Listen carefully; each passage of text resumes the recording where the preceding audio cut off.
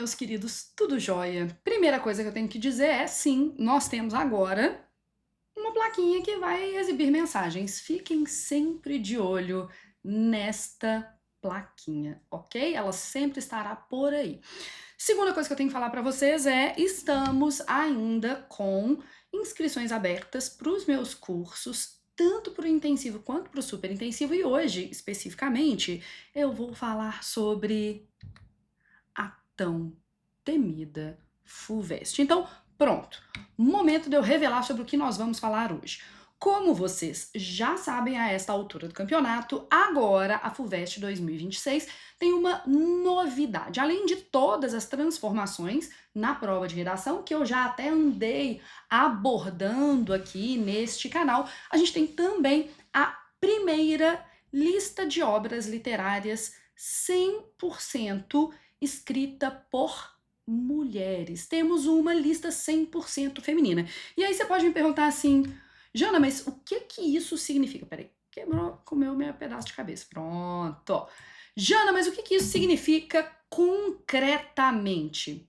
Então, a FUVEST não tem o histórico de tirar os temas de redação das obras literárias, né? A FUVEST vai ter temas mais abstratos, mais amplos.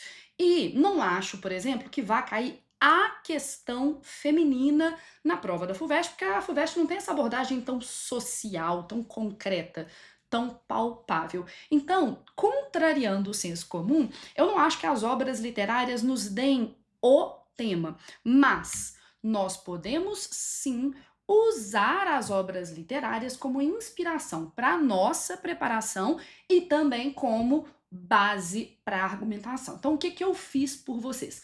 Li as obras, extraí as principais questões e, tirando esse aspecto mais concretão, abstraindo esses temas, algumas discussões que são possíveis de, por exemplo, aparecer neste ano. Vocês estão prontos?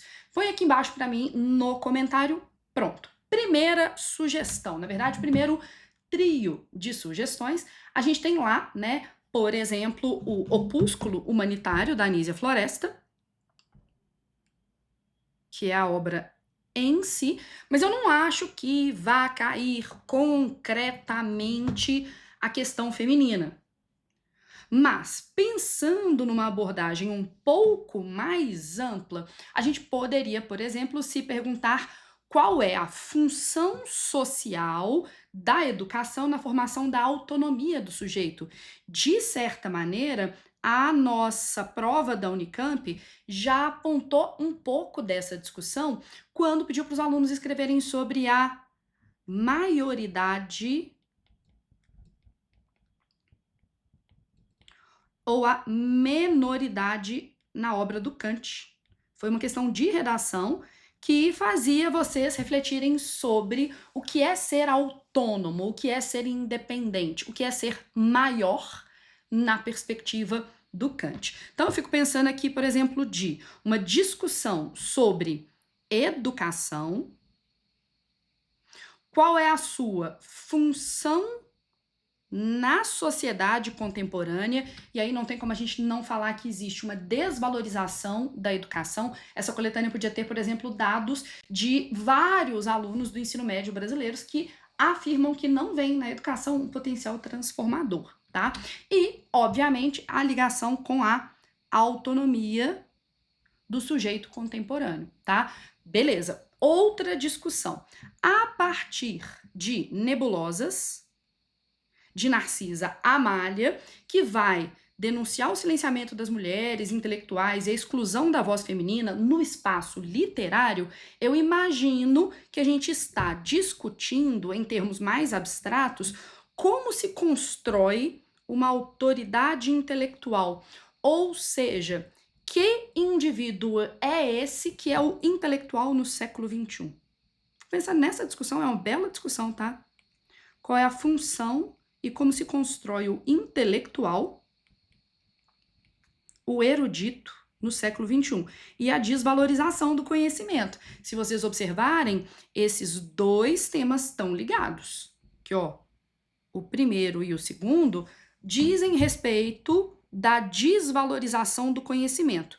seja o conhecimento dado na escola por meio da escolarização, seja o conhecimento no sentido de erudição, de domínio daquilo que não é concreto, daquilo que não é útil, tá? E, obviamente, a gente teria uma problematização.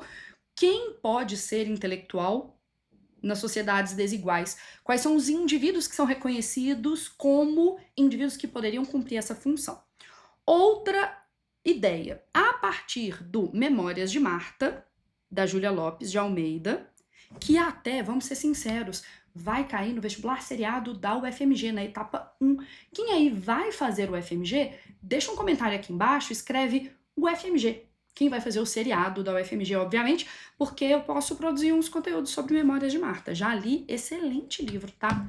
E aí a gente fica pensando que na obra a questão feminina vai passar pelas formas de dominação patriarcal e as opressões invisíveis na família e na sociedade, explorando isso de uma maneira mais ampla, escapando da mera discussão feminina, tá? Eu fico pensando a questão das diversas formas, as formas sutis de dominação nas relações humanas. E, por exemplo, uma discussão sobre a noção de liberdade. Somos mesmos livres?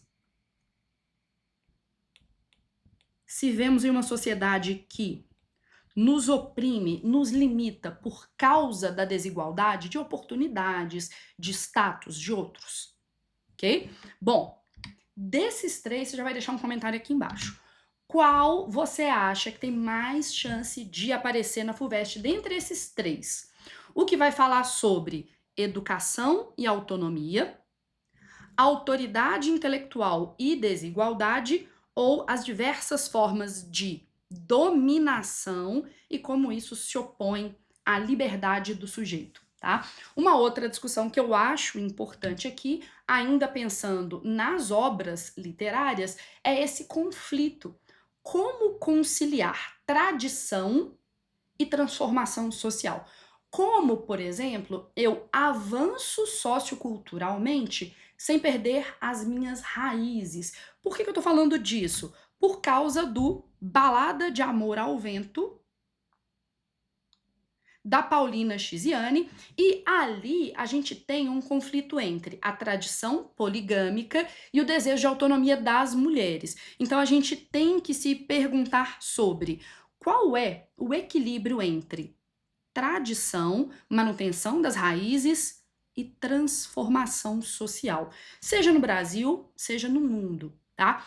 Pensando em Canção para Ninar, Menino Grande, da minha conterrânea Conceição Evaristo, ela é belo-horizontina, tá? Eu fico imaginando uma discussão sobre resistência, identidade e exclusão, né? Eu sou um indivíduo, eu sou um sujeito que resiste à exclusão e que quer afirmar a sua visibilidade. Eu quero escapar aos estereótipos, né? A essas extrapolações que afirmam que todas as mulheres são de um jeito, todos os brasileiros são do outro, tá?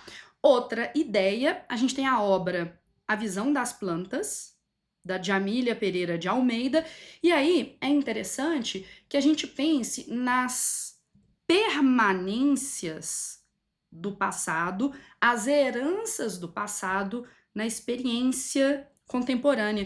E aí eu fico pensando numa música que, no meu curso FUVEST, eu vou ter que fazer isso. Uma música que, no meu curso FUVEST, eu analiso como um excelente repertório sociocultural, que é O Tempo Não Para, do nosso querido Cazuza. Olha só o trecho, vê se ele não combina com essa discussão de as formas de presença do passado na experiência contemporânea. O trecho mais importante dessa música é: eu vejo o futuro repetir o passado, eu vejo um museu de grandes novidades. O tempo não para. Então vou indicar aqui para vocês O Tempo Não Para, do nosso querido Cazuza. O tempo não para. que perdeu acento no novo acordo ortográfico. E aí?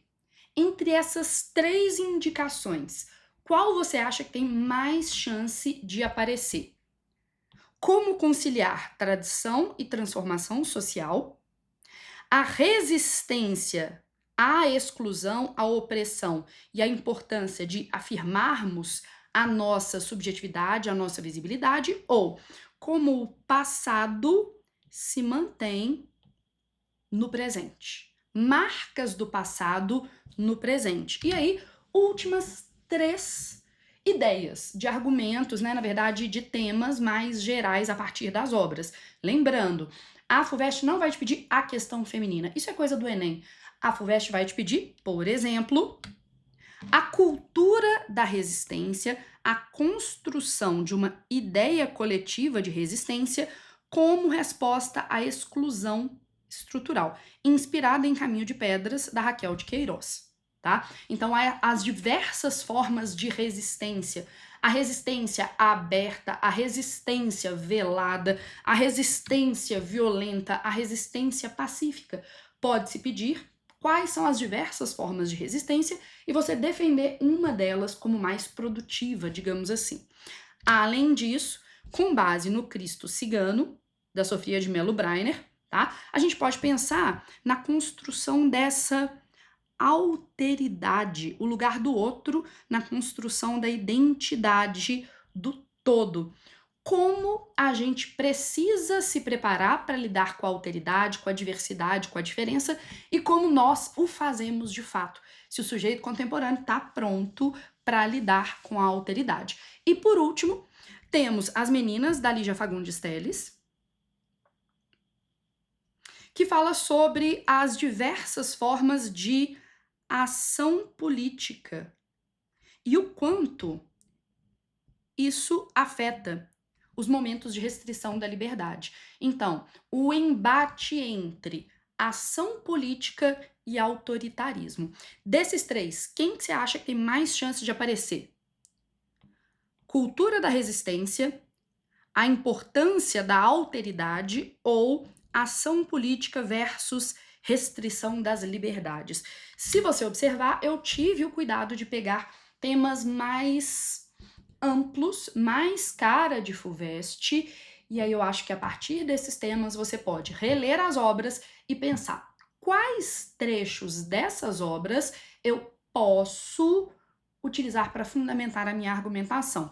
E se você tem interesse em receber este arquivo que eu estou usando aqui, você vai comentar neste vídeo FUVEST 2026. Sim, jovens, você vai lá e vai escrever na minha rede social, que tá passando aqui atrás, né, gente? @JanaRabelo. Mas eu ponho aqui, não tem problema não. Você vai lá no @JanaRabelo, na rede social das fotos, em que todo mundo é rico, bonito, bem-sucedido.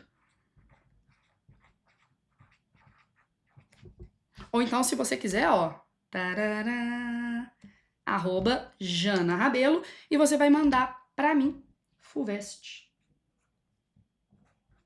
Tudo junto, 2026. Porque eu te mando esse material e umas outras informações. Meus queridos, espero ter ajudado vocês com a prova da FUVEST. A gente se vê em um outro vídeo. Deixa aqui embaixo seus comentários, por favor, ok? Beijo.